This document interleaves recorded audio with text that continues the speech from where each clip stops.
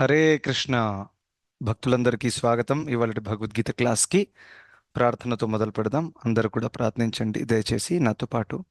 ఇంకా video on చేసి class వినడానికి ప్రయత్నించండి ప్లీజ్. ఇది హాఫ్ అన్ అవర్ క్లాసు.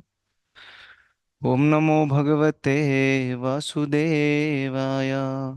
ఓం నమో భగవతే వాసుదేవాయ. ఓం నమో భగవతే వాసుదేవాయ. ఓం అజ్ఞానతిమిరాంధస్య జ్ఞానాంజనశలాకయా చక్షురున్మిలితం येन తస్మై శ్రీగురవే నమః. నమో విష్ణుపాదాయ కృష్ణప్రేష్ఠాయ భూతలే శ్రీమతి భక్తివేదాంత స్వామిన్నితి నామినే. నమస్తే సారస్వతే దేవే గౌరవాణి ప్రచారిణే నిర్విశేష శూన్యవాది పాశ్చాత్య దేశతారిణే. జయ శ్రీ కృష్ణ చైతన్య ప్రభు నిత్యానంద శ్రీ అద్వైత గదాధర శ్రీవాసాది గౌర భక్త వృంద.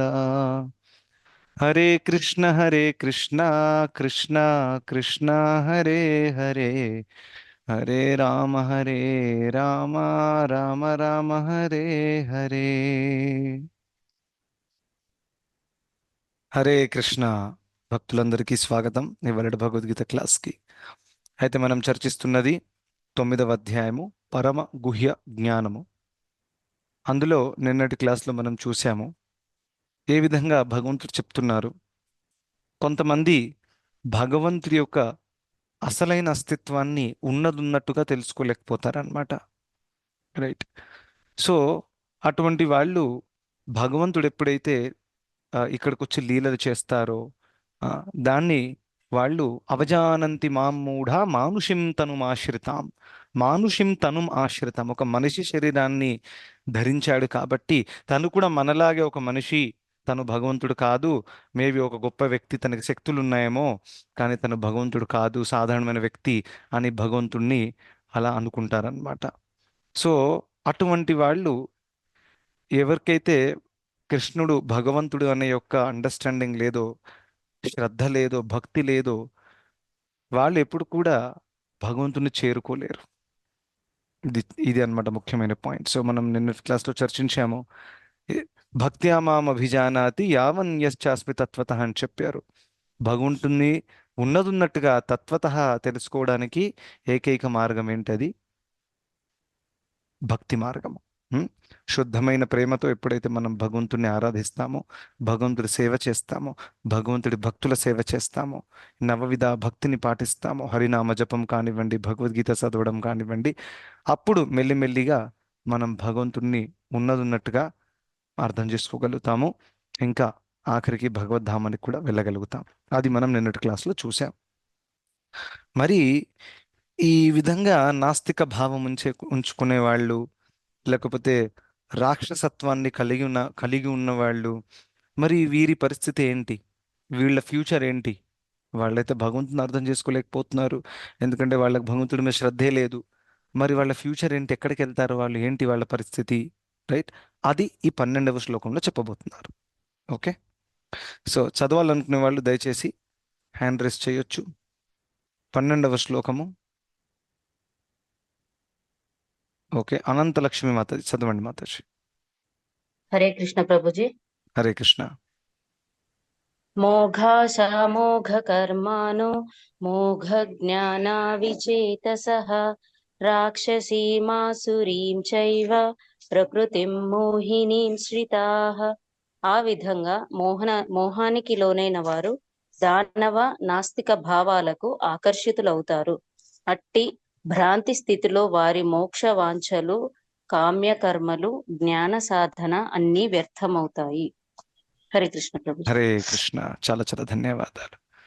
సో ఈ భగవంతుణ్ణి ఎవరైతే అర్థం చేసుకోలేకపోతున్నారో, అటువంటి వాళ్ళు, ప్రత్యేకంగా నాస్తికత్వం ఉన్నవాళ్ళు, ఆ, ఇంకా ఇంకో కేటగిరీ కూడా ఉందన్నమాట. మోఘ కర్మాణో మోఘ జ్ఞాన విచేత సహా. ఇప్పుడు దీని గురించి మనం చర్చిస్తామని.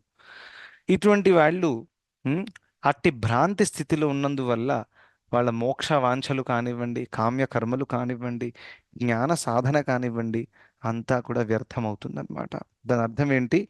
వీళ్ళు ఎప్పుడు కూడా ఉన్నతమైన స్థాయికి చేరలేరు. ఎవరైతే భగవంతుడు కాదు, తను ఒక సాధారణ వ్యక్తి మనలాగా అని అనుకుంటారో, లేకపోతే భగవంతుడి యొక్క అస్తిత్వాన్నే వాళ్ళు రిజెక్ట్ చేస్తారో, అటువంటి వాళ్ళ గమ్యము ఇలా ఉంటుందన్నమాట. సో ఇందులో ఒక ముఖ్యమైన విషయం ఏంటంటే, ఇక్కడ ఫర్ ఎగ్జాంపుల్ మనం చూస్తాము చాలా మంది ఆ, ఆ, నాస్తికులు కూడా ఉంటారు. సో నాస్తికులు అనేక రకమైన నాస్తికులు ఉంటారు. కొంతమంది లాజికల్ నాస్తికులు ఉంటారు, కొంతమంది సైంటిఫిక్ నాస్తికులు ఉంటారు, కొంతమంది ఇమోషనల్ నాస్తికులు ఉంటారు. నాస్తికులు అంటే ఏంటి? ఎవరికైతే భగవంతుడు ఉన్నాడు అనే ఒక విషయం మీద నమ్మకం లేదు, భగవంతుడు లేడు, భగవంతుడు అవసరం లేదు, అంతా కూడా ఆటోమేటిక్గా వచ్చేసింది, అటువంటి భావం ఎవరైతే ఉంచుకుంటారో అటువంటి వాళ్ళని నాస్తికులు అని అంటారు. సో ఇందులో ఒక విషయం మనం ఏం తెలుసుకుంటామంటే, నాస్తికత్వానికి కూడా అనేక కారణాలు ఉంటాయి. ఫర్ ఎగ్జాంపుల్ ఇమోషనల్ నాస్తికులు ఉంటారు. ఇమోషనల్ నాస్తికులు అంటే ఏంటి? వాళ్ళ జీవితంలో ఏదో సంఘటన జరిగినందువల్ల వాళ్ళకి అనిపించింది, అరే దేవుడు ఉండుంటే నన్ను కాపాడేవాడు, నన్ను కాపాడలేదు కాబట్టి దేవుడు లేడు. సో ఇది ఒక ఇమోషనల్ రీజన్ అన్నమాట నాస్తికత్వానికి వెళ్ళడానికి. రైట్. కొంతమంది లాజికల్ నాస్తికులు కూడా ఉంటారు. ఎనీవే వాళ్ళ లాజిక్ హాఫ్ లాజికే, కానీ లాజికల్ నాస్తికులు అన్నమాట. ఆ, దేవుడు ఉంటే కనిపించాలి కదా, కళ్ళకు కనిపించట్లేదు. ఆ, సో ఎటువంటి ఎవిడెన్స్ లేదు. సో ఆ విధంగా ఆలోచించి దేవుడు లేడు అని అనుకుంటారనమాట. ఇంకో కేటగిరీ ముఖ్యమైనది, దాని గురించి ఇక్కడ మాట్లాడుతున్నారు, ఏంటది? హిడెన్ ఏథిస్ట్స్ అంటారు. హిడెన్ ఏథిస్ట్ అంటే వాళ్ళు బాహ్యంగా భక్తుల్లాగా ప్రవర్తిస్తారు, భక్తుల్లాగా మాట్లాడతారు, కానీ లోపల వాళ్ళు నాస్తికులు. ఇది చాలా డేంజర్ కేటగిరీ అనమాట. దీని గురించి ప్రభుపాదుల వారు ఈ యొక్క శ్లోకం తాత్పర్యంలో చాలా వివరిస్తారు. ఈ హిడెన్ ఏథిస్ట్ అంటే ఈ కపటంతో ఉన్నటువంటి నాస్తికులు. అంటే బయట భక్తులాగా కనిపిస్తారు కానీ లోపల నాస్తికులు. సో అటువంటి వాళ్ళు కూడా ఎప్పుడు కూడా భగవంతుణ్ణి చేరుకోలేరు. మరి ఓపెన్గా ఉన్న నాస్తికులు కూడా ఉన్నారు. ఫర్ ఎగ్జాంపుల్ హిరణ్యకశిపుడు ఉన్నాడు. సో హిరణ్యకశిపుడు ఓపెన్గానే నాస్తికుడు. దాని అర్థం ఏంటి? భగవంతుడు లేడు, నేనే భగవంతుడిని అయిపోతాను, ఒకవేళ ఉంటే కూడా ఆయన్ని చంపేసి నేను అక్కడ కూర్చుంటాను. అయితే హిరణ్యకశిపుడు ఏమనుకున్నాడు? భగవంతుడు అంటే ఒక పోస్టు, ఆ పోస్ట్లోకి ఎవరైనా వెళ్ళొచ్చు. నేను కూడా చాలా తపస్సు చేసి బ్రహ్మదేవుడి యొక్క వరాన్ని తీసుకొని ఆ విష్ణుని చంపి నేను కూడా విష్ణు యొక్క పొజిషన్లో సీట్లో కూర్చుంటాను. తను ఏమనుకున్నాడు? భగవంతుడు అంటే ఒక పోస్ట్, నేను కూడా అక్కడికి చేరుతానని. అటువంటి భావం ఉన్నందువల్ల తన యొక్క, ఇక్కడ శ్లోకంలో కృష్ణుడు ఏం చెప్పారు? మోక్ష వాంఛ కానివ్వండి, కామ్యకర్మలు కానివ్వండి, జ్ఞాన సిద్ధి కానివ్వండి, అంతా కూడా వ్యర్థమైందా లేదా? మోక్ష వాంఛ అయితే ఎలాగో లేదు. అటువంటి వాళ్ళు ఆ, ఆ, భగవంతుని ఎవరైతే కాదంటారో, భగవంతుడికి వ్యతిరేకంగా వెళ్ళి భగవంతుని హింసించడానికి ప్రత్యేకంగా భగవంతుడి భక్తులకి, అటువంటి వాళ్ళకి మోక్షవాంఛ ఎక్కడ ఉంటుంది? అఫ్ కోర్స్ భగవంతుడు తన కరుణా హృదయం వల్ల ఎటువంటి రాక్షసులను పర్సనల్గా సంహరిస్తే మోక్షాన్ని ప్రసాదిస్తారు, అది వేరే విషయం. కానీ వాళ్ళకి మోక్షానికి అర్హత లేదు. అర్థమైంది కదా? భగవంతుడు ఇచ్చారు కానీ అర్హత లేదు. అర్హత ఎవరికి ఉంది? భక్తులకు ఉంది. రైట్. సో ఆ విధంగా ఆ మోక్షవాంఛ కూడా లేదు. కామ్యకర్మలు, తాను ఇన్ని భౌతిక కోరికలు తీర్చుకున్నాడు. ఈ లోకంలో బహుశా ఒక వ్యక్తి కొన్ని భౌతిక కోరికలు అడగొచ్చు, బంగ్లా, కారు కానివ్వండి, అందమైన భార్య కానివ్వండి, ఏదైనా. కానీ తను ముల్లోకాలు నాకు కావాలి, 14 లోకాలు నా ఆధీనంలో ఉండాలి అని కోరుకున్నాడు. అది కూడా తీరింది. అది తీరిన తర్వాతప్పటికీ కూడా తనకి ఎటువంటి ఆనందం లేదు, సుఖము లేదు, శాంతి లేదు. ఎందుకంటే తన సొంత పుత్రుడైనటువంటి ప్రహ్లాదుడు తన చెప్పిన మాట వినట్లేదు కాబట్టి. సో భగవంతుణ్ణి కాదనేసి భగవంతుడి భక్తులను హింసించడం, భగవంతుణ్ణి ఛాలెంజ్ చేయడము, ఇటువంటి వ్యక్తులు భౌతిక జీవితంలో ఎంత ఎదిగినా కానీ వాళ్ళకి ఎటువంటి సుఖం రాదు. ఆ విషయం తెలుసుకోవడం చాలా ముఖ్యం. హిరణ్యకశిపుడు ఎగ్జాంపుల్లో చూడండి. భౌతికంగా చూస్తే హిరణ్యకశిపుడి కంటే మించిన వారు లేరు యాక్చువల్లీ. ఈవెన్ దేవీ దేవతలు కూడా. ఇంద్రుడు కూడా చూస్తే లోకానికి తను రాజు, కానీ అధోలోకాలలో ఇంద్రుడి యొక్క పవర్ లేదు. అర్థమైంది కదా? అధోలోకాలలో అతల వితల సుతల మహాతల రసాతల పాతాల, ఇక్కడ అంతా కూడా రాక్షసులు రాజ్యాన్ని పరిపాలిస్తారు. అక్కడ ఇంద్రుడి యొక్క పవర్ లేదు. ఇంద్రుడు కేవలం ఊర్ధ్వలోకాలలో తన పవర్ ఉంటుందన్నమాట. అందుకనే దేవి దేవతలందరూ ఊర్ధ్వలోకాల్లో ఉంటారు, రాక్షసులు వీళ్ళిద్దరి మధ్య ఎప్పుడు కూడా పోటీ నడుస్తూ ఉంటుంది. కానీ హిరణ్యకశిపుడు అన్ని లోకాలను తన పాకెట్లో వేసుకున్నాడు అనమాట. అంత శక్తి, అంత అచీవ్మెంట్ తనకు దక్కింది. అయినా కానీ తనకి ఎటువంటి సుఖము రాలేదు. అనుక్షణం అనుదినం తను ఎప్పుడు కూడా యాంగ్జైటీ, టెన్షన్లో, స్ట్రెస్లోనే ఉన్నాడు. రైట్. ఎప్పుడైతే భగవంతుణ్ణి కాదనేసి ఒక వ్యక్తి నేనే సొంతంగా ఆనందంగా ఉంటాను భౌతికంగా అని ట్రై చేసినప్పటికీ అది అటువంటి సుఖము, శాంతి ఏదైతే అనుకుంటున్నామో అది ఎప్పుడు కూడా రాదు. రైట్. అదే ప్రహ్లాదుడు, తన దగ్గర ఏమైనా 14 లోకాలు ఉన్నా ఏమీ లేవు, చిన్న పిల్లవాడు, తను ఎంత సుఖంగా ఎంత ఆనందంగా ఉన్నాడు చూడండి. ఎందుకంటే తన దగ్గర భగవంతుడు ఉన్నాడు కాబట్టి. ఆ, తనని ఏనుగులతో చంపించడానికి, తొక్కించడానికి ప్రయత్నించినా కానీ, పాములతో పాటేయించడానికి ప్రయత్నించినా కానీ తనకి ఎటువంటి ఒక్క దుఃఖం కూడా కలగలేదు. ఎందుకంటే పూర్తిగా భగవంతులు లీనమైపోయాడు కాబట్టి, తనకి భగవంతుడి మీద పూర్తి శ్రద్ధ ఉంది కాబట్టి. అర్థమైనగా, శ్రద్ధావంతుడు, అశ్రద్ధావంతుడు, ఇది తేడా అన్నమాట. హిరణ్యకశిపుడు లాంటి అశ్రద్ధావంతులు వాళ్ళు ఎన్ని రకాలుగా ప్రయత్నించినా కానీ వాళ్ళకు సుఖము, శాంతి రాదు, ఎల్లప్పుడూ టెన్షన్లోనే ఉంటారు. కానీ ప్రహ్లాదులు లాంటి శ్రద్ధావంతులు, శుద్ధ భక్తులు, వాళ్ళు ఎప్పుడు కూడా భగవంతుడి మీద శ్రద్ధ ద్వారా, భగవంతుడితో వారు పునర్స్థాపించినటువంటి సంబంధం ద్వారా వాళ్ళు ఎప్పుడు కూడా ఆనందంగా ఉంటాడు. వారికి ఎటువంటి భౌతికమైన వాంఛ తీరలేదు, లేకపోతే ఇది కావాలి అది కావాలనేటువంటి కోరిక ఉండదు. సో ఆ విధంగా ఇద్దరిలో చాలా చాలా తేడా ఉంది. ఆ, సో హిరణ్యకశిపుడికి ఎటువంటి తను ఇంత తపస్సు చేశాడు తెలుసు కదా మీకు అందరికీ. ఎంత తపస్సు చేశాడంటే తను శరీరంలో ఉన్న మాంసం అంతా కూడా పోయింది, ఎముకలు మిగిలి ఉన్నాయి. అంత తపస్సు చేస్తాడు, అంత ఈజీ కాదు. నీళ్లు తిండి లేకుండా, ఏది లేకుండా. అయినా కానీ ఆఖరికి ఏం దక్కింది? ఆ, ఒక చిన్న పిల్లోడి వల్ల తన మృత్యును తను ఆహ్వానించుకున్నాడు. చాలా సింపుల్. రైట్. అది గమ్యం అన్నమాట అటువంటి వ్యక్తులది. రైట్. సో అంతా కూడా వ్యర్థం అయిపోయింది. అదే ఈ కృష్ణుడు ఈ శ్లోకంలో చెప్తున్నారు, మీరు అందరు చూడొచ్చు స్క్రీన్ మీద. అట్టి భ్రాంతి స్థితిలో వారి మోక్షవాంఛలు, కామ్యకర్మలు, జ్ఞాన సాధన అన్నీ కూడా వ్యర్థమైపోతాయి.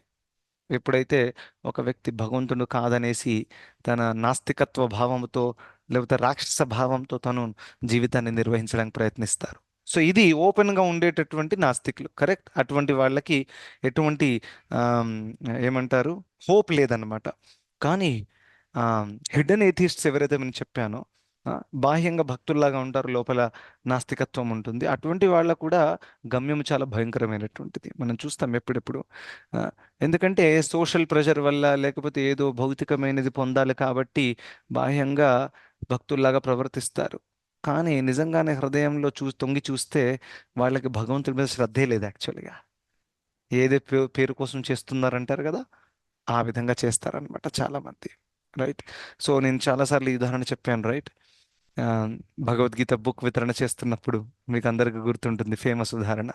రైట్. ఒక వ్యక్తి, అరే నేను భగవద్గీత చదవాల్సిన అవసరమే లేదు నాకు, నేను బృందావనంలో పుట్టాను, మథురాలో పెరిగాను, కృష్ణుడు మా ఇంట్లో ఒక భాగము, అది ఇది చెప్పి నేను చాలా కృష్ణ భక్తిలో లీనమై ఉన్నాను, కృష్ణుడు తప్ప నాకు వేరే ధ్యాస లేదు, ఇవన్నీ విషయాలు చెప్పాడు. నేను కూడా కొంచెం సీరియస్గా తీసుకున్నాను. అవును అవును అయి ఉండొచ్చు, ఎవరికి తెలుసు అని. ఇలా మాట్లాడుతూ మాట్లాడుతూ ఇక్కడ నుంచి సిగరెట్ తీశాడు, ఇంకా సిగరెట్ తాగుతున్నాడు. రైట్.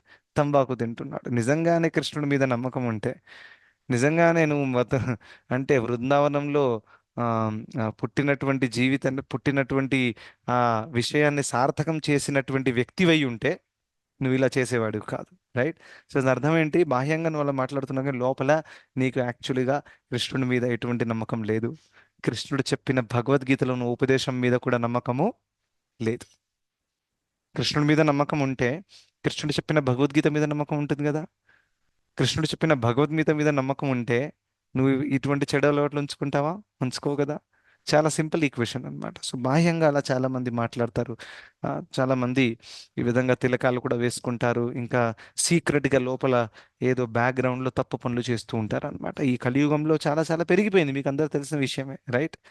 సాధువుల రూపంలో కానివ్వండి, ఆ రూపంలో, గురువుల రూపంలో, అన్ని నానా నానా ప్రకారమైనటువంటి పాపకార్యాలు చేస్తూ ఉంటారు. ఆ, సో ఇదంతా చూడ కామన్ అయిపోయింది అనమాట. సో అటువంటి వాళ్ళ గమ్యము కూడా మోక్ష వాంఛ కానివ్వండి అంతా కూడా వ్యర్థమైపోతుంది. ఇలా చీటింగ్ చేసి కపటం చేసి ఎన్ని నాళ్ళు ఒక వ్యక్తి అలా కంటిన్యూ చేస్తారు చెప్పండి. ఈ లోకంలో కూడా ఎక్కువ రోజులు చీటింగ్ చేయరు, అది ఆఖరికి పోలీసులు పట్టేసుకుంటారు. కరెక్టా కదా? ఎంతో మంది ఈ విధంగా చీటింగ్ చేసేటటువంటి సో కాల్డ్ సాధువులు వీళ్ళందరూ కూడా ఆ, కొన్ని రోజులు కనిపిస్తారు, దాని తర్వాత జైల్లో కనిపిస్తారు వాళ్ళు. ఆ, ఏదో అక్రమ సంబంధం ఉంది దానివల్ల జైలుకి వెళ్ళిపోయారు, లేకపోతే ఎక్కడో డబ్బులు దోచేశారు, ఆ, ఏదో ఎక్కడో మర్డర్ కేసులో ఇన్వాల్వ్ అయిపోయారు. ఇటువంటి పాపకార్యాలు చేసి వాళ్ళు వెళ్ళిపోతారు. ఎవరికైతే భగవంతుడి మీద శ్రద్ధ ఉందో వాళ్ళు ఏ విధంగా పాపకార్యాల్లో నియుక్తులవుతారు చెప్పండి? సాధ్యమే కాదు కదా. ఆ, సో భక్తులు అని అంటే లోపల బయట ఒకే తీరుగా ఉండాలి. ఇది చాలా చాలా ముఖ్యం అన్నమాట. మనము చాలా మెగాస్టార్ లాగా యాక్టింగ్ చేసి ఈ లోకాన్ని మోసం చేయొచ్చు, కానీ కృష్ణుడిని మోసం చేయరాదు. సో అందుకనే మనం ఈ యాక్టింగ్ బిజినెస్ ఎప్పుడు కూడా అందులో పాల్గొనొద్దు. ఉన్నది ఉన్నట్టుగా ఉండాలి, చాలా ఓపెన్ డీలింగ్స్ ఉండాలి, లోపల బయట ఒకే తీరుగా ఉండాలి, మనసా కర్మణ వాచ అన్నీ ఒకే లైన్లో ఉండాలి. అంటారు కదా, చెప్పిందే చేస్తాము చేసిందే చెప్తాము. సో ఆ విధంగా భక్తులు కూడా అలా ఓపెన్ ట్రాన్స్పరెంట్ డీలింగ్స్ అంటారు దీన్ని. ఇది చాలా చాలా ఇంపార్టెంట్ అనమాట. సో ఆ విధంగా ఇలా ఆ, భగవంతుడు ఎవరైతే సిన్సియర్గా భక్తి చేస్తున్నారో కానీ వాళ్ళ దగ్గర సామర్థ్యం లేదనుకోండి, రైట్, ఎప్పుడెప్పుడు కొన్ని పాత అలవాట్లని వదలలేకపోతారు కొంతమంది, ఒప్పుకుంటారా? సాధ్యం, రైట్. శ్రీల ప్రభుపాదుల వారు పాశ్చాత్య దేశంలో ప్రచారం చేసినప్పుడు అక్కడ ఎంతో మంది డ్రగ్ అడిక్ట్స్ ఉన్నారు, మాంసాహారం చేసేవాళ్ళు, లేకపోతే రోజు కూడా మందు తాగుతున్నారు, అవహీద స్త్రీ సాంగత్యం చేస్తున్నారు. ఇటువంటి వాళ్ళు స్టార్టింగ్లో ప్రభుపాదుల వారు చెప్పిన విషయాన్ని స్వీకరించారు. దాని తర్వాత కొన్ని రోజులు ఫాలో చేసి మళ్ళీ బ్రేక్ చేయడం మొదలుపెట్టారు. సో ఇలా జరిగినప్పుడు కానీ వాళ్ళ హృదయంలో వాళ్ళకి తెలుసు మేము చేస్తున్నది తప్పు, ఇలా చేయకూడదు అని వాళ్ళు హృదయం ఉన్నది ఉన్నట్టుగా ప్రభుపాదుల వారికి వ్యక్తం చేసేవారు. సో ప్రభుపాదుల వారు వారి యొక్క సిన్సియరిటీని మెచ్చుకున్నారు. ఎందుకంటే మీరు కపటం చేయట్లేదు, మీలో కొన్ని దోషాలు ఉన్నాయి, కొన్ని లోపాలు ఉన్నాయి, అది మీరు స్వీకరిస్తున్నారు కాబట్టి ఇంకా అది ఎలాగో అలాగా అధిగమించాలి అని మీరు హృదయపూర్వకంగా ప్రార్థిస్తున్నారు కాబట్టి కృష్ణుడు త్వరలోనే మీకు ఆశీర్వాదాన్ని ఇస్తారు. దేని ద్వారానైతే మీరు ఇంకా ఉన్నత స్థాయికి ఎదుగుతారు. కరెక్టా కదా? అది భగవంతుడు ఆ విధంగా చూస్తారు, రైట్. సో మన దగ్గర సామర్థ్యం లేకపోవడం ప్రాబ్లం కాదు. మన దగ్గర సామర్థ్యం లేకపోతే భగవంతుడు మనకి సామర్థ్యాన్ని శక్తిని అంతా కూడా ప్రసాదిస్తారు. కావాల్సిందేంటి? సిన్సియరిటీ, ప్రామాణికత ఉండాలి మన దగ్గర. ఆ, సో అది కానీ ఎవరైతే కపటం చేస్తున్నారో అటువంటి వాళ్ళని భగవంతుడు ఉద్ధరించరు. ఈ విషయం గుర్తుపెట్టుకోండి. భగవంతుడు పతిత పావనుడు కానీ కపట పావనుడు కాదు. దాని అర్థం ఏంటి? పతితులను ఉద్ధరిస్తారు. మనం ఒకవేళ ఒప్పుకున్నాం అనుకోండి, నేను పతితుడిని కృష్ణ, నాలో ఎన్నో అనర్థాలు ఉన్నాయి, కానీ ఏదో ప్రయత్నిస్తున్నాను, భక్తుల ఆశీర్వాదం వల్ల భక్తి చేయగలిగే అవకాశం దక్కింది, ఏదో కొంత నా శక్తి ప్రకారం ప్రయత్నిస్తున్నాను, కృష్ణ మీరే మీ కృపా కటాక్షాన్ని నాకు చూయించాలి అనే హృదయపూర్వకంగా ఎవరైతే వేడుకుంటున్నారో అటువంటి వాళ్ళకి చాలా శీఘ్రమే భగవంతుడి కృప దక్కుతుంది.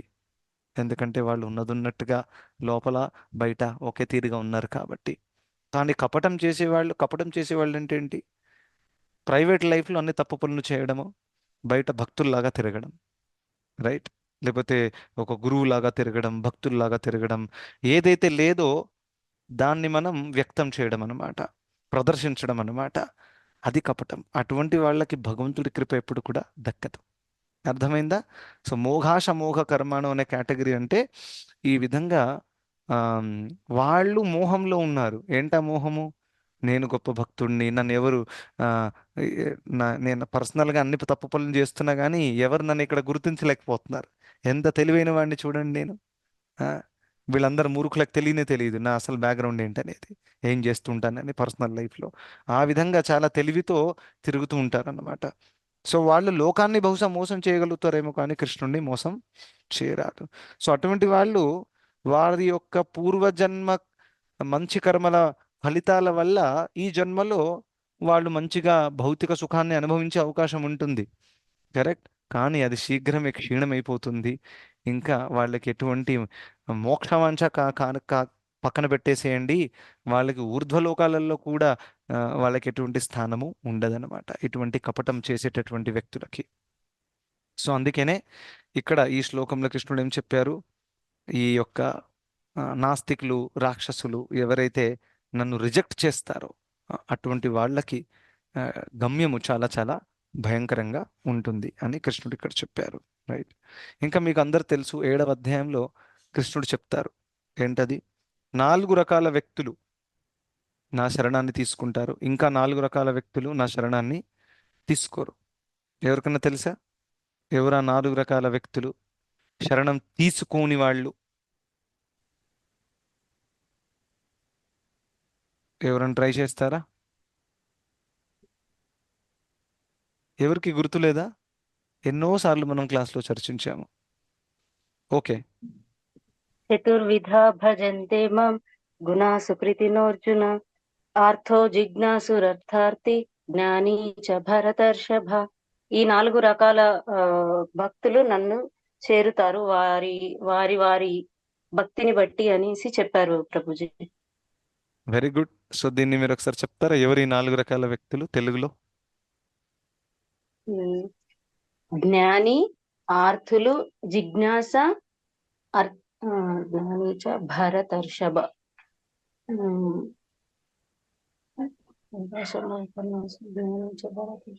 ఆర్థో జిజ్ఞాసు అర్థార్థి. ఆర్థో జిజ్ఞాసు అర్థార్థి జ్ఞాని. ఆర్థో అంటే కోరికతో వెళ్ళిన వాళ్ళు, జిజ్ఞాస అంటే భగవంతుడు ఉన్నాడా లేదా తెలుసుకుందాము అనే జిజ్ఞాస. ఐ మీన్ ఉంటే ఎలా ఉంటుంది మనం టెస్ట్ చేసుకుందాం అనేసి వెళ్తారు. అర్థార్థి అంటే మనీ బేస్డ్, అండ్ జ్ఞాని అంటే అన్ని తెలిసిన వారు. Good, very nice. ఇంకా 4 రకాల వ్యక్తులు ఎవరైతే భగవంతు శరణాన్ని తీసుకోరో వాళ్ళు ఎవరు? ఎవరైనా వేరే వాళ్ళు చెప్పడానికి ప్రయత్నిస్తారా?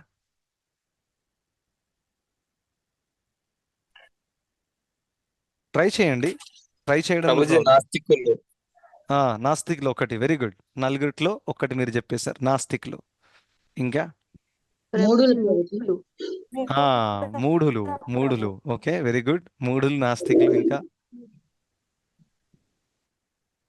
ఇంకా గుర్తుందా ఎవరికైనా? Okay, no problem. నమాం దుష్కృతిన మూఢ ప్రపద్యంతే ఎస్ మాయయా పహరత జ్ఞానం అసురం భావం ఆశ్రిత. ఇక్కడ 4 రకాల వ్యక్తులు ఎవరైతే రారో భగవంతుడి దగ్గరికి, అంటే భగవంతుడి దగ్గరికి రారు అని అన్నప్పుడు ఏంటో భగవంతుడు వాళ్ళని స్వీకరించడానికి రెడీ లేరని కాదు, భగవంతుడు అందరినీ స్వీకరించడానికి రెడీగా ఉంటారు. కానీ వాళ్ళ మానసికత ఎలా ఉందంటే వాళ్ళకి భగవంతుడి దగ్గరికి వెళ్ళి శరణం తీసుకోవాలని కోరిక లేదు. సో అటువంటి వాళ్ళకి ఎటువంటి హోప్ లేదన్నమాట. అదే కృష్ణుడు చెప్తున్నారు. రైట్. ఒక వ్యక్తి లోపల నుంచి తనకు ఆ కోరిక రావట్లేదు, నేను భక్తి చెయ్యాలి, భగవంతుడి శరణాన్ని తీసుకోవాలి, ఆ కోరికే లేనప్పుడు, కోరిక చిన్నగా ఉంటే కూడా చాలు, భక్తుల సాంగత్యంలో వచ్చేస్తే ఆ కోరిక పెద్ద చెట్టులాగా తయారైపోతుంది. కరెక్టా కాదా? ఒక చిన్న విత్తనం ఉన్నా కానీ దాంట్లోకి రోజు నీళ్లు పోస్తే అది పెద్ద చెట్టు అయిపోతుంది ఒకరోజు. చిన్న కోరిక ఉన్నా కానీ మనకు చాలా చిన్న కోరికే లేదు, ఆ కోరిక పక్కన పెట్టండి, భగవంతుడికి వ్యతిరేకమైనటువంటి ఆ మానసిక పరిస్థితి ఉందనుకోండి, మరి అటువంటి వాళ్ళ పరిస్థితి ఏంటి? రైట్. సో అందుకనే అటువంటి వాళ్ళు ఎప్పుడు కూడా శరణాన్ని తీసుకోరు. సౌభాగ్యం వల్ల భగవంతుడి శుద్ధ భక్తులు వెళ్ళి వారి కృపా కటాక్షాన్ని చూయిస్తే అప్పుడు అది సాధ్యం అవుతుంది. వేరే ఎటువంటి అవకాశము లేదు. రైట్. సో ఎవరా 4 రకాల వ్యక్తులు? నమాం దుష్కృతినో మూఢ. మూఢ, మూఢ అంటే ఏంటి? పిచ్చివాళ్ళు. సో పిచ్చివాళ్ళు అంటే ఏంటి ప్రభుజీ? అంటే మెంటల్ హాస్పిటల్లో ఉండేవాళ్ళ, భగవంతుడి దగ్గర రాని వాళ్ళు? ఏంటి అర్థం ఇక్కడ? ఎవరైనా చెప్తారా? గుర్తుందా? మూఢ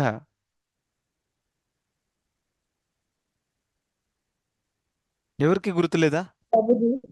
చెప్పండి. అంటే వాళ్ళు ప్రభుజీ బాహ్యంగా కోరికలు బాగుంటాయి వాళ్ళకి, ఇక్కడ బాగా ఎంజాయ్ చేద్దాము అన్నట్టు ఉంటారు ప్రభుజీ వాళ్ళ. Prabhuji very good. అమేజింగ్, చాలా బాగా చెప్పారు. Nice, thank you. మీకు గుర్తుంది, ఐఎమ్ వెరీ హ్యాపీ. మూఢ అంటే ఎవరైతే ఈ భౌతిక జగత్తులో భౌతిక సుఖం వెతికి ఇక మనం మంచిగా రిలాక్స్ అయిపోదాము, లైఫ్ ఎంజాయ్ చేద్దాము, జీవితం అంటే ఇదే, తాగండి తినండి ఎంజాయ్ చేయండి, చావు ఏదో ఒక రోజు వచ్చేస్తుంది, ఈ విధంగా మాట్లాడతారు కదా, జిందగీ నా మిలేగి దోబారా, ఆ కేటగిరీ అన్నమాట. వీళ్ళని పిచ్చి వాళ్ళని ఎందుకు అన్నారంటే మానవ శరీరాన్ని ఇచ్చింది జన్మ సార్థకం చేసుకోవడానికి, జిజ్ఞాస చేయడానికి, భగవద్ధామానికి వెళ్ళడానికి, సంసార చక్రం నుంచి బయటపడడానికి. కానీ వాళ్ళు సెటిల్ అవ్వడానికి ప్రయత్నిస్తున్నారు. అది కూడా ఏ రకంగా? భౌతిక సుఖం ద్వారా. అరే భౌతిక జగత్తులో సుఖమే లేదు అసలు, కరెక్టా? ఉన్న సుఖము తాత్కాలికమైనటువంటిది, కరెక్టా? శాశ్వత సుఖం లేదు ఇక్కడ, అది విషయం అందరికీ తెలుసు. అయినా కానీ ఆ వ్యక్తి జీవితంలో చాలా కష్టపడి ఇది సంపాదిద్దాం అది సంపాదిద్దాం ఎంజాయ్ చేద్దాము, జీవితం అంతా కూడా అందులోనే గడిచిపోతుంది, ఆఖరికి మృత్యు వచ్చేస్తుంది. ఆహార నిద్ర భయమైథునం చ సామానమేతత్ పశుభి సమాన అని చెప్పారు. రైట్. సో అందుకనే ఇది పశువు ప్రవృత్తులు, కేవలం తిన్నామా పడుకున్నామా ఎంజాయ్ చేసామా ఒకరోజు చనిపోయామా. కానీ మానవుడు భగవద్భక్తి, జిజ్ఞాస, ధర్మం ఏంటి అనే విషయాలలో రాకపోతే తను ఇంకా పశువుల స్థాయిలో ఉన్నట్టు లెక్క. సో అందుకనే మూఢులు అని చెప్పారు. మూఢులు అంటే మూర్ఖులు, పిచ్చివాళ్ళు అని చెప్పారు. సో నమాం దుష్కృతం మూడు. సో అందుకనే ఎటువంటి వాళ్ళు దీంట్లో ఎంత బిజీ అయిపోతారంటే వాళ్ళకి ఆధ్యాత్మిక జీవితం కోసం కొంచెం టైం స్పెండ్ చేయంటే టైం లేదు అని అంటారు. ఎందుకు టైం లేదు? చాలా బిజీగా ఉన్నాను, సాయంత్రం సినిమాకి వెళ్ళాలి, రేపు పొద్దున పబ్కి వెళ్ళాలి, అది చేయాలి ఇది చేయాలి, దీంట్లోనే పూర్తిగా బిజీ అయిపోయింది లైఫ్ అంతా కూడా, ఎలా ఇంద్రతృప్తి చేయాలనేది. సో అటువంటి పరిస్థితిలో భక్తి, భగవద్గీత, భగవంతుడు, మందిరము, జిజ్ఞాస, ఆత్మ, ఇదంతా కూడా టాపిక్స్లలో ఇంట్రెస్ట్ రాదు. రైట్. సో అది మూఢ.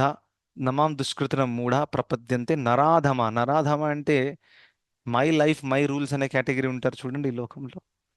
అరే నా జీవితం అండి, నా ఇష్టం వచ్చినట్టు బ్రతుకుతాను, ఆ, ఎవరు గురువు దగ్గరికి వెళ్ళి జ్ఞానం పొందే అవసరం ఏముంది అని అటువంటి భావం కొంతమందికి ఉంటుంది. ఎందుకు వేరే వాళ్ళ ముచ్చట్లు మాట వినాలి, మేము మా ఇష్టం వచ్చినట్టు బ్రతుకుతాం. ఇది కేటగిరీ అంటే మీరు చూస్తే మోడర్న్ జనరేషన్ వాళ్ళందరూ కూడా మ్యాక్సిమం ఇదే కేటగిరీ అన్నమాట, మా ఇష్టం వచ్చినట్టు బ్రతుకుతాము, ఆ, ఆ విధంగా. సో అటువంటి వాళ్ళు కూడా ఎటువంటి రూల్స్ రెగ్యులేషన్స్ ఫాలో చెయ్యరు.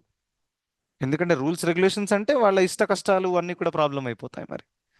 అందుకనే ఇందులో రారు వాళ్ళు. ఇందులో వస్తే రూల్స్ ఫాలో చేయాలి. వెళ్ళకండి రా బాబు ఆ ఇస్కాన్ క్లాసెస్కి వెళ్ళకండి, రూల్స్ చెప్తారు, అది తినకండి చెప్తారు, ఇది అంటారు, ఎందుకు మన ఫ్రీడమ్ పోతుంది. సో అటువంటి వాళ్ళు కూడా రారు.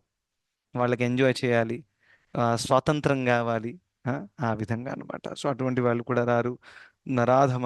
దాని తర్వాత మాయయాపహృత జ్ఞాన. మాయాపహృత జ్ఞానం అంటే వీళ్ళు చాలా ఇంటెలిజెంట్ వ్యక్తులు అనమాట. మూడవ కేటగిరీ గురించి మాట్లాడుతున్నాను. బుద్ధి కలిగిన వాళ్ళు, ఫర్ ఎగ్జాంపుల్ పెద్ద పెద్ద పాటలు రాసేవారు, సంగీతకారులు, సైంటిస్టులు, లేదా చాలా బుద్ధి కలిగిన వాళ్ళు. రైట్. సైంటిస్ట్ అవ్వడం అంటే ఈజీ విషయం కాదు కదా, చాలా బుద్ధి కావాలి దానికి. ఆ, ఒక పెద్ద కవి ఉన్నాడు అనుకోండి, ఒక కవిగా తయారవ్వడానికి కూడా చాలా తెలివి కావాలి. తెలివి ఉన్న వాళ్ళే పెద్ద పెద్ద కవితలు రాయగలుగుతారు. దాంతో అలంకరణ ఉంటుంది, గ్రామర్, మీనింగ్స్, అద్భుతమైన విషయాలు ఉంటాయి అందులో. సో చాలా బుద్ధితో క్రియేటివ్ వర్క్ చేస్తారు అనమాట. కానీ వాళ్ళదంతా కూడా భగవత్ రహితమైనటువంటి కార్యాలు చేస్తారు. దాని అర్థం ఏంటి? ఒక వ్యక్తి దగ్గర చాలా బుద్ధి ఉంది, చాలా క్రెడిట్లు ఉన్నాయి, అన్నీ ఉన్నాయి, కానీ దాన్ని భగవంతుడితో సంబంధించిన విషయాలలో ఉపయోగించట్లేదు అనమాట. రైట్. తన సొంత ఎంజాయ్మెంట్ కోసం ఉపయోగిస్తున్నాడు. అటువంటి వాళ్ళు కూడా రారు. మాయయాపహృత జ్ఞాన. వారి అసలైన జ్ఞానాన్ని మాయాదేవి అపహరణ చేసింది. అపహరణ అంటే ఏంటి? కిడ్నాప్. జ్ఞానాన్ని కిడ్నాప్ చేయడం అంటే మన జ్ఞానం మన దగ్గర లేనట్టు. సో ఆ విధంగా జ్ఞానం కిడ్నాప్ అయిపోతుంది అనమాట. సో ఇది ఇటువంటి కేటగిరీ వాళ్ళు కూడా రారు. ఫర్ ఎగ్జాంపుల్ కొంతమంది సైంటిస్టులు, చాలా మంది నాస్తికులు కూడా ఉన్నారు, చాలా మంది భక్తులు కూడా ఉన్నారు. సో ఈ నాస్తికులు చాలా బుద్ధి ఉంది, మంచి పెద్ద పెద్ద పొజిషన్లో ఉంటారు, ఒక పొలిటీషియన్ లాగా కూడా ఉండొచ్చు, లేకపోతే ఒక పెద్ద కవిలాగా ఉండొచ్చు, ఒక పెద్ద సినిమా యాక్టర్ అయి ఉండొచ్చు, చాలా మంచి పలుకుబడి ఉన్నటువంటి వ్యక్తులు, చాలా హోదా ఉంది, కళ ఉంది వాళ్ళ దగ్గర. కానీ భగవంతుడి మీద ఇంట్రెస్ట్ లేదు, దాన్ని భగవంతుడితో సంబంధించిన కార్యాలలో ఉపయోగించట్లేదు. అటువంటి వాళ్ళు కూడా ఇంట్రెస్ట్ తీసుకోరు. ఎందుకంటే వారి యొక్క బుద్ధిలోనే, వారి యొక్క జ్ఞానంలోనే పూర్తిగా వాళ్ళు మునిగిపోయి ఉంటారు. కరెక్ట్. సో ఆ విధంగా వాళ్ళు రారు. ఇంకా ఫోర్త్ ఏంటి, అసురం భావమాశ్రిత అంటే ఎవరైతే నాస్తికులు, ఓపెన్గా నాస్తికులు, రైట్, దేవుడే లేడు, ఇదంతా ఆటోమేటిక్గా వచ్చేసింది, ఆ, సో అటువంటి వాళ్ళు, సో వీళ్ళందరూ కూడా రారు. కానీ వీళ్ళందరూ వచ్చే అవకాశం ఎప్పుడుందో తెలుసా? ఎప్పుడైతే ఒక వైష్ణవుడు వెళ్ళి తన కృపని చూపిస్తారో అప్పుడు వీళ్ళు భక్తిలో వచ్చే అవకాశం ఉంటుంది. అది మనం చూస్తాం ఏ విధంగా శ్రీల ప్రభుపాదుల వారి లైఫ్లో వారు పాశ్చాత్య దేశానికి వెళ్ళినప్పుడు వారి ప్రేరణ ద్వారా ఎంతో మంది భక్తిలోకి వచ్చారు. వాళ్ళు నాస్తికులు, అన్ని రూల్స్ బ్రేక్ చేస్తున్నారు, అవైధ స్త్రీ సాంగత్యం రోజు చేస్తున్నారు, ఆ, అటువంటి వాళ్ళు కూడా శుద్ధ భక్తులుగా మారారు, రైట్. సో ఆ విధంగా వైష్ణవులు స్త్రీ కూడా అవ్వచ్చు, పురుషులు కూడా అవ్వచ్చు. ఫర్ ఎగ్జాంపుల్ మీరు చూస్తే ఆ సునీతి ధ్రువ మహారాజుకి తన కృపా కటాక్షాన్ని చూయించింది, దారి చూయించి, రైట్. సో ఈ విధంగా సునీతి లోపల నుంచి మంచి ఒక భక్తురాలు, ఆ, తన కృప వల్ల ధ్రువ మహారాజు కూడా భక్తుడయ్యాడు. కరెక్టా కాదా? తన పిల్లోడికి చెప్పింది, ఇటువంటి పరిస్థితుల్లో మనకు కాపాడేది కేవలం శ్రీ మహావిష్ణువే. సో దయచేసి అడవిలోకి వెళ్ళి నువ్వు తపస్సు చేయి.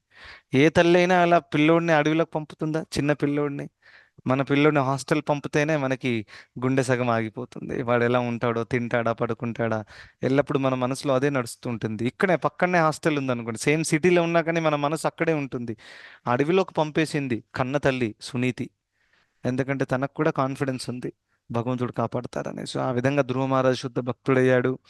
ఇంకా ధ్రువ మహారాజు శుద్ధ భక్తుడు అయినందువల్ల తను భగవద్ధామానికి వెళుతున్నప్పుడు వైకుంఠ విమానం వచ్చింది, విష్ణుదూతులు వచ్చి తీసుకెళ్తున్నారు. అప్పుడు ధ్రువ మహారాజు మనసులో ఒక కోరిక వచ్చింది, ఏంటది? అరే, ఈ భక్తి మార్గం నాకు చూపించింది మా కన్న తల్లే. అయితే తను అనుకున్నాడు, మా మమ్మీ కూడా భగవద్ధామానికి వెళ్తే ఎంత బాగుంటుంది, తనే కదా నాకు చూపించింది. కానీ వాస్తవం ఏంటంటే తన మమ్మీ భక్తురాలు, కానీ ధ్రువ మహారాజు అంత ఉన్నతమైన భక్తురాలు కాదు, సాధారణమైన మహిళ.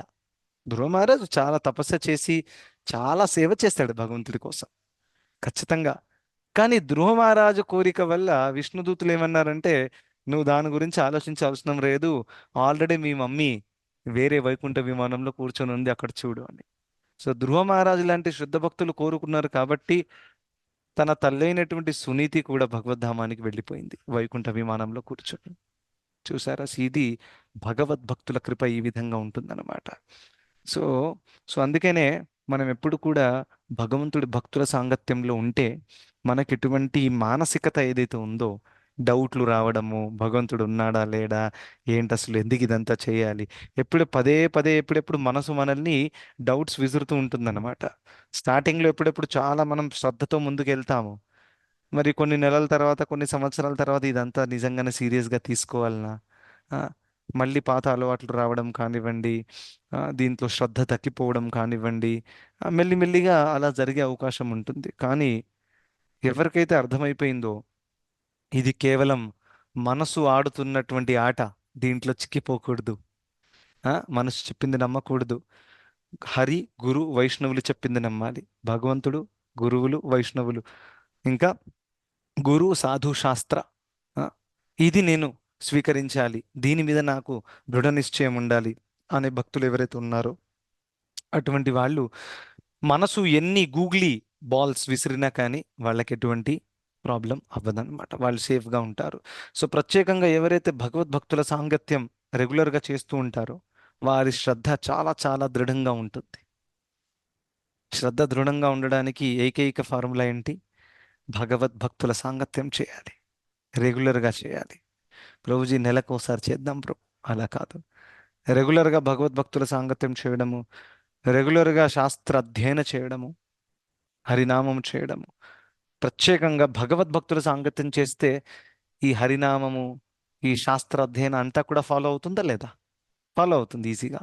సో అందుకే నేను చెప్పిన పాయింట్ ఏంటి, భగవద్భక్తుల సాంగత్యం చాలా చాలా మూలమైనటువంటి తత్వం. ఇది కనుక చేయగలిగితే మనము ఎప్పుడు కూడా అటువంటి జోన్లో వెళ్ళమన్నమాట. అటువంటి ఆలోచనలు వచ్చినా కానీ భగవంతుడి కృప వల్ల ఆ ఆలోచనలు మళ్ళీ బయటికి వెళ్ళిపోతాయి, ఎటువంటి ప్రాబ్లం లేదు.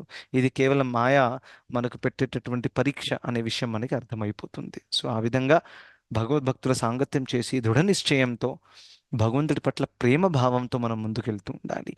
ఇదేదో భక్తి మార్గం మనకు ఫ్రస్ట్రేషన్ లాగా అనిపించకూడదు. అనవసరంగా కంటి మాల తీసుకున్నాను, ఎంత చేయాల్సి వస్తుంది, మాలలు చేయాలి, ఇది చేయాలి, అనవసరంగా దీక్ష తీసుకొని కూర్చున్నాను, 16 మాలలు చేయాల్సి వస్తుంది, ఏకాదశి చేయాల్సి వస్తుంది, ఆ, మళ్ళీ అక్కడ సండే ప్రోగ్రామ్కి రమ్మంటారు, ఈ క్లాస్కి రమ్మంటారు, ఈడ సేవ చేయాలి, అక్కడ సేవ చేయాలి. ఇది ఫ్రస్ట్రేషన్ కాదు, ప్రేమతో చేయాలి. అందుకనే 10వ అధ్యాయం 10వ శ్లోకంలో కృష్ణుడు ఏం చెప్పారు? ఎవరికైనా గుర్తుందా? చతుశ్లోకి భగవద్గీతలో శ్లోకము, 10వ శ్లోకము 10వ అధ్యాయంలో. సరే. తేషాం తత్సతతయుక్తానాం భజతాం ప్రీతిపూర్వకం దదామి బుద్ధియోగం తం ఏన మాముపయాంతి తే. ఎవరైతే ప్రీతిపూర్వకం అనే పదాన్ని ఉపయోగించారు, ప్రీతిపూర్వకంగా మనం భక్తిలో నెలకొని ఉండాలి. మన జపము కానివ్వండి, మన సాధన కానివ్వండి, సేవ కానివ్వండి, ప్రీతిపూర్వకంగా ఉండాలి. మనం ఫ్రస్ట్రేషన్ భావంతో ఎవరో చెప్పారు కాబట్టి చేయాల్సి వస్తుంది, ప్రెషర్లో వచ్చేసి అలా కాదు, ప్రీతిపూర్వకంగా చేయాలి. ఇంకా మనం భగవద్భక్తి మార్గంలో నడుస్తున్నప్పుడు కొన్ని కొన్ని అడ్డంకులు రావచ్చు, రాళ్ళు రెప్పలు వస్తూనే ఉంటాయి. కరెక్ట్. సో దాన్ని పెద్ద సీరియస్గా తీసుకోకూడదు. ఆ, ఎంత భగవంతుడి పట్ల మనం ప్రీతి పెంచుకుంటామో అంత ఈ అడ్డంకులు మనకి చిన్నగా అనిపిస్తాయి. ఒప్పుకుంటారా? ఒక వ్యక్తి మీకు చాలా చాలా ప్రేమ అనుకోండి, మీకు ఆ వ్యక్తి మీద, ఆ వ్యక్తి సేవ చేయడంలో అడ్డంకులు వచ్చినా కానీ అవి అడ్డంకుల్లాగా అనిపించవు మీకు. ఎందుకంటే ప్రేమ ఎంత ఎక్కువగా ఉందంటే అవి అడ్డంకుల్లాగా కనిపించట్లేదు, అవి ఈజీగా అధిగమించవచ్చు. రైట్.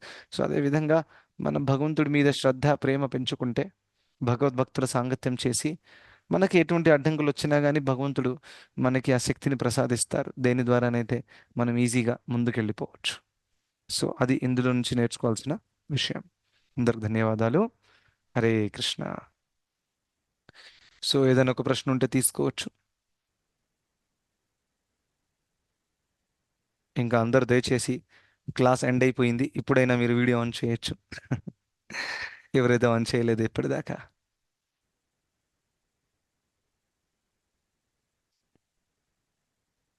ఓకే. సో ఎటువంటి ప్రశ్న లేదన్నమాట. హరే కృష్ణ ప్రభుజీ. హరే కృష్ణ. దండవత్ చెప్పండి. ప్రణామం ప్రభు. దండవత్తున్నా. ప్రభుజీ, యోగమాయ అండ్ మహామాయకి డిఫరెన్స్ ఏముంది ప్రభుజీ? ఓకే. సో మాయ అంటే ఏంటంటే, ఏదైతే వాస్తవాన్ని దాచేసి, ఏదైతే వాస్తవం కాదో అది వాస్తవంగా చెప్తుంది, దాన్ని మాయ అంటారు. వాస్తవాన్ని మర్చిపోయి మనం వేరే దాన్ని వాస్తవంగా స్వీకరిస్తాం, దాన్ని మాయ అంటారు. సో 2 రకాల మాయ, యోగమాయ, మహామాయ. అయితే మహామాయ అంటే ఈ భౌతిక జగత్తులో ఉండేది పూర్తిగా మహామాయ. అంటే దాని అర్థం ఏంటి? ఈ భౌతిక జగత్తులో మహామాయ ప్రభావం, కామ, క్రోధ, లోభ, మోహ, మద, మత్సర్యము, ఈ ప్రభావం వల్ల అందరూ కూడా భగవంతుని మర్చిపోయారు. కరెక్టా? భక్తి మార్గంలో ఇంట్రెస్ట్ లేదు, పాపకార్యాల్లో నియుక్తులు అవుతున్నారు. దీన్ని మహామాయ అంటారు. ఇది మనల్ని భగవంతుణ్ణి ఆ, మర్చిపోయేటట్టు చేస్తుంది. కరెక్టా? కానీ యోగమాయ అనేది ఏదైతే ఉందో అది మంచి మాయ. ఒక చెడు మాయ, ఒక మంచి మాయ లాగా చూడొచ్చు. మంచి మాయ అంటే మాయ ఎలా మంచి చేస్తుంది ప్రభు? మంచి మాయ అంటే అది మనకు భగవంతుడి పట్ల ఉన్నటువంటి ప్రేమని ఇంకా పెంచుతుంది. ఉదాహరణ కోసం, ఇప్పుడు యశోదమ్మ కూడా ఒక రకంగా మాయలో ఉంది. ఏంటా మాయ? ఈ చిన్నపిల్లవాడు పూర్ణపురుషోత్తమ భగవానుడ విషయాన్ని గుర్తించలేకపోయింది. ఒప్పుకుంటారా? తను కూడా భగవంతుని మర్చిపోయింది కదా. భగవంతుని మర్చిపోవడం అంటే తన అసలైన అస్తిత్వాన్ని తెలుసుకోలేకపోయింది. కానీ అది ఈ మహామాయ వల్లన కాదు, యోగమాయ వల్ల. యోగమాయ ఏదైతే ఉందో భగవంతుడి మరియు భక్తుడి మధ్యలో ఉన్నటువంటి సంబంధాన్ని ఇంకా దృఢంగా చేయడంలో సహకరిస్తుంది. యశోదమ్మ ఆ చిన్నపిల్లవాడు పూర్ణపురుషోత్తమ భగవానుడు, కానీ ఆ విషయం మర్చిపోయినందువల్లే ఆ లీల మధురంగా మారింది. కరెక్టా? ఒకవేళ యశోదమ్మకు తెలిసి ఉంటే, అరే ఈయన భగవంతుడు అంటే, తను తిట్టేదా? తను కర్ర చూయించేదా? తనకి స్నానం చేయించేదా? పాలిచ్చేదా? వెన్న తయారు చేసి తినరా నాన్న, పడుకోరా నాన్న అని చేసేదా? అయితే అప్పుడు ఏమయ్యేది? వెంటనే గౌరవ భావం వచ్చేది. గౌరవ భావం వస్తే మాధుర్యము తగ్గిపోతుంది. ఒప్పుకుంటారా? సో ఆ మాధుర్యము ఉండాలని యోగమాయ ఏం చేస్తుంది? యశోదమ్మ యొక్క జ్ఞానం ఏదైతే ఉందో, అరే ఈయన మీ పుణ్యపురుషోత్తమ భగవానుడు, దాన్ని కప్పేస్తుంది. దాని ద్వారా యశోదమ్మ ఏమనుకుంటుంది? అరే వీడు నా పిల్లవాడు, నేను కన్నాను, నేను లేకుండా వీడు చచ్చిపోతాడు, ఆ భావంతో భగవంతుడితో లీలలో పాల్గొనింది, భగవంతుడి సేవ చేసింది. సో యోగమాయ అనేది ఆధ్యాత్మిక జగత్తులో ఉంటుంది. ఆ, సో ఆ విధంగా యోగమాయ చాలా మంచిది, భగవంతుడి భక్తుల మధ్యలో ఉన్న సంబంధాన్ని ఇంకా దృఢంగా చేస్తుంది. కానీ మహామాయ ఒక వ్యక్తిని భగవంతుడి నుండి దూరమే తీసుకెళ్తుంది. ఈ భౌతిక జగత్తులో ఉండేది మహామాయ. ఓకే మాతాజీ, క్లియరా? హరే కృష్ణ ప్రభుజీ. ఎస్ ప్రభుజీ. ప్రభుజీ, కానీ యోగమాయ అంటే ఇప్పుడు మళ్ళీ మన డైలీ లైఫ్ రొటీన్ లో అలా ఏమైనా ఎగ్జాంపుల్స్ ఉంటుందా ప్రభుజీ? Daily life Yogamaya. చూడండి. ఆ యోగమాయ జనరలీ భక్తులు ఎవరైతే ఉన్నారో ఉన్నత స్థాయికి ఎదిగిన వాళ్ళు, ఆ, వాళ్ళ మీద అది యోగమాయ అప్లై అవుతుంది. ఫర్ ఎగ్జాంపుల్, నేను ఏదైనా పని చేసి, అరే నేను యోగమాయలో ఉన్నాను, నేను భగవంతుడితో లీల చేస్తున్నాను తెలుసా, ఆ, అలా అనుకోకూడదు. కరెక్టా? ఎందుకంటే నాకు తెలుసు నేనే సాధకుడిని. సో సాధకులు ఎవరైతే ఉన్నారో వాళ్ళు సాధన చేసి మహామాయ ప్రభావం నుండి బయటికి రావడానికి ప్రయత్నిస్తున్నారు. కరెక్టా? సో అప్పుడు మనం యోగమాయలో లేము. కానీ శ్రీల ప్రభుపాదుల వారి లాంటి శుద్ధ భక్తులు వాళ్ళు యోగమాయ ప్రభావంలో ఉన్నారు. ఇప్పుడు చూడండి, సింపుల్ ఉదాహరణ చెప్తా, మీకు క్లియర్ అయిపోతుంది.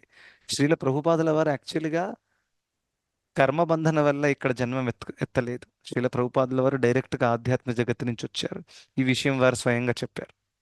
ఇంకెటువంటి ప్రూఫ్ అవసరం లేదు. ఆధ్యాత్మిక జగత్తు నుంచి వచ్చినప్పుడు ప్రభుజీ మరి ఆయన ఏంటి బెంగాల్లో పుట్టాడు, పెళ్లి చేసుకున్నాడు, ఇంతమంది పిల్లలు ఉన్నారు, ఫార్మసీ కంపెనీ రన్ చేశాడు, బిజినెస్ లాస్ అయింది, నానా కష్టాలు అనుభవించాడు, అరే, ఆయన భగవద్ధామం నుంచి వచ్చినటువంటి వ్యక్తిలాగా అనిపించట్లేదే అని ప్రశ్న రావచ్చు. కరెక్టా కదా? మంచి ప్రశ్న అది కూడా. ఎందుకంటే భగవద్ధామం నుంచి వచ్చేవాళ్ళంటే మనం అందరిని నారదమునిలాగా అనుకుంటాం. ఆకాశం నుంచి ఇలా వచ్చేసి హరే కృష్ణ అనండి, నారాయణ అనండి, భగవద్ధామాన్ని వెళ్ళిపోండి అలా అనుకుంటాం. కరెక్ట్? కానీ అలా కాదు. భగవంతుడి లీల భక్తుల ద్వారా ఏ విధంగానైనా చేయించగలుగుతారు. చూడండి, దీంట్లో చాలా మంచి ప్రశ్న అడిగారు. దీని ద్వారా ప్రభుపాదుల వారి యొక్క ముఖ్యమైన విషయం తెలుసుకోగలిగే అవకాశం మనకు దక్కుతుంది. ప్రభుపాదుల వారు ఒకవేళ నారదునిలాగా గాల్లో నుంచి వచ్చేసి భారతదేశ వాసులందరికీ ఇంకా పాశ్చాత్య దేశ వాళ్ళందరికీ ఇదిగోండి భగవద్గీత పైనుంచి విసిరేసి తీసుకోండి, చదవండి, నేను వెళ్ళిపోతున్నాను, నా ఆశీర్వాదం మీకుంది అని వెళ్ళిపోతే నిజంగానే మనం అందరం భక్తులమయ్యే వాళ్ళమా? లేదు. రైట్? సో భగవంతుడు ఏ విధంగా లీల చేశారు? అయితే ప్రభుపాదుల వారు ఆధ్యాత్మిక జగత్తులో ఉన్నప్పుడు భగవంతుడు అడిగారు, ఆ, నేను భగవద్గీత చెప్పి 5,000 సంవత్సరాలు అవుతున్నాయి, ఎన్నో ఎన్నో నానా రకమైనటువంటి అపసంప్రదాయాలు వచ్చేసాయి, భగవద్గీత అర్థాన్ని మొత్తం చేంజ్ చేసేసి అందరూ కూడా దాన్ని మిస్యూజ్ చేస్తున్నారు.